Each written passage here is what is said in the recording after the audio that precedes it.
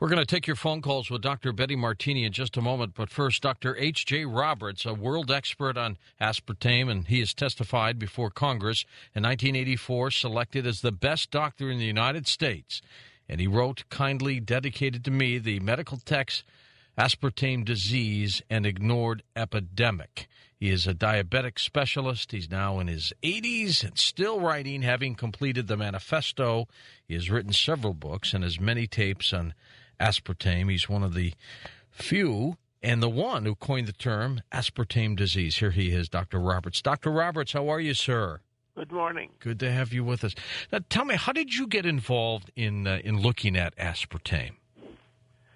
Well, it all evolved from the trenches of my medical and consultation practice.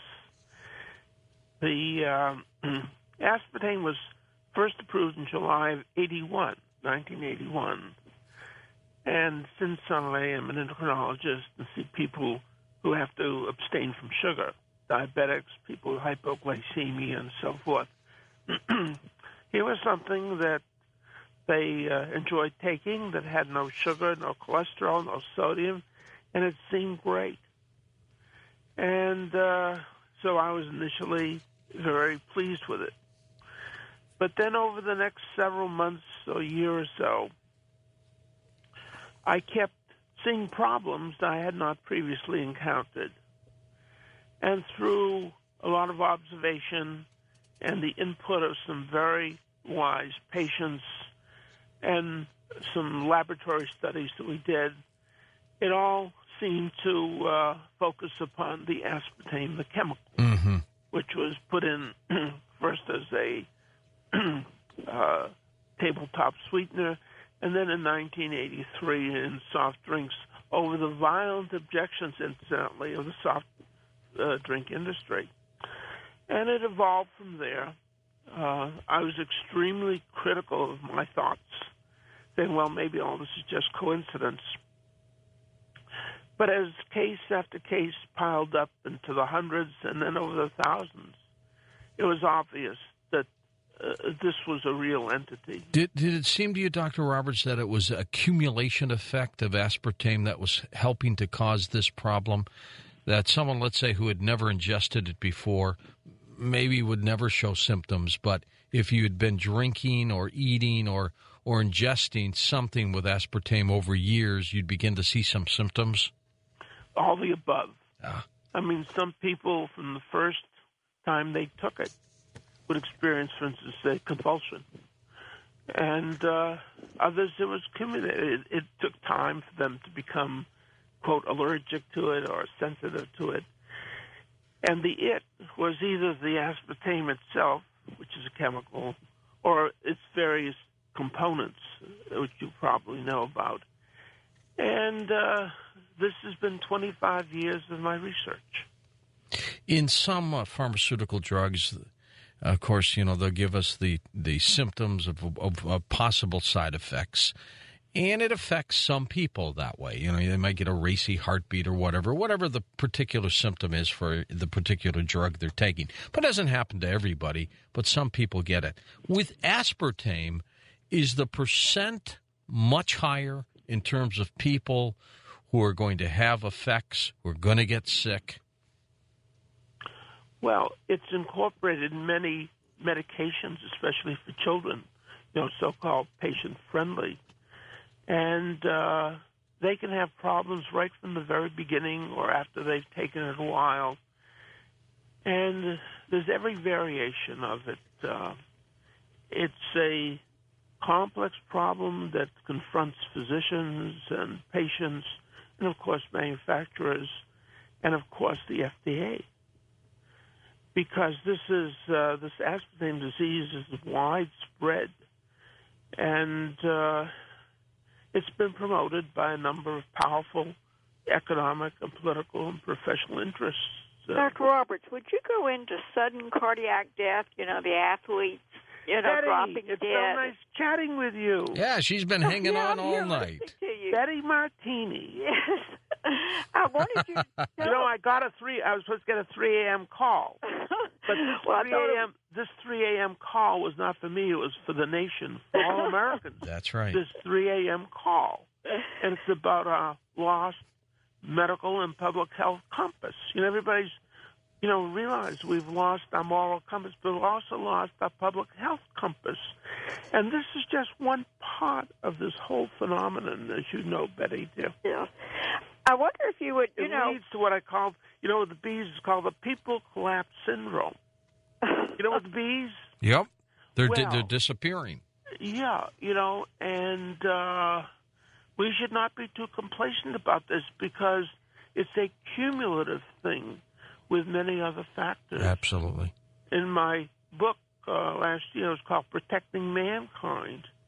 And there are many other aspects with our toxins and the fluoride and all the other things we're doing, the cholesterol phobia, the fear of cholesterol and the fear of fat and so forth and so on, George.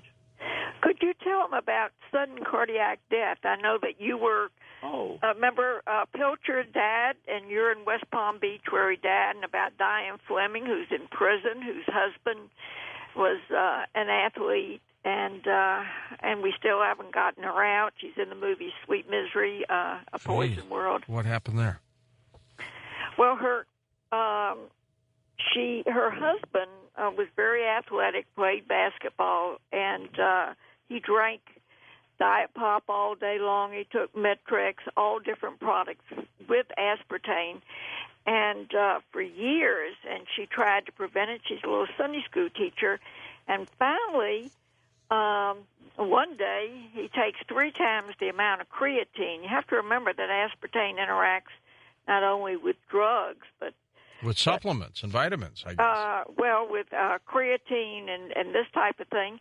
And so he died of methanol poisoning, and they couldn't figure out where the methanol came from, so they told Diane to call the police, and she did, and told them the last thing, that he drank.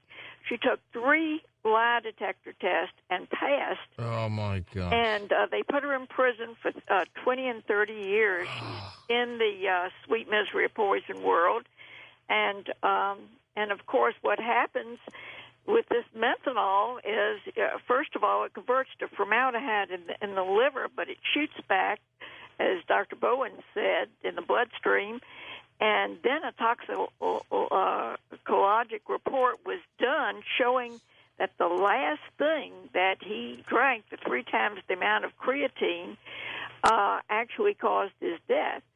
And so here she's been in prison over 5 years, and Dr. Roberts offered to talk to the medical examiner who kept, time after time canceling it. And finally, when she went to the meeting, just for a conference call with Dr. Roberts, she refused to talk to him. And I believe because she knew that, what had happened to this man. And meanwhile, Diane Fleming is still in prison. Any way of getting her out? Well, several doctors have written affidavits after looking at the autopsy, but, she's in Virginia, and there's no parole, and she's on the last appeal. They've turned down an evidentiary hearing where they could bring up the toxicological report, and we're running out of ideas. And Dr. Roberts, I want to thank you just on behalf of the human race for the work you've done in this area. Thank you. Because we need great medical practitioners like yourself, tremendous doctors who step forward and have the guts to do it and say this is wrong and this is hurting people. Well, he wrote the medical text, and I think, if doctors don't have it, they have no earthly idea how to treat these problems. There was a walk-in clinic, and I took some information up to this doctor, and he bought all Dr. Roberts' books. And, a year later, he said that 80% of the walk-in people into that clinic were aspartame related, and it was because he had Dr. Roberts' medical text that he knew how to, diagnose them. Otherwise, if somebody came in with a seizure, they'd give them anti-seizure medication, and if they were on aspartame, it would interact. We need more people like him. Betty, stand by. We're going to be back with you and some questions now on Coast to Coast AM. And here's the portion where we interact with you. Dr. Betty Martini is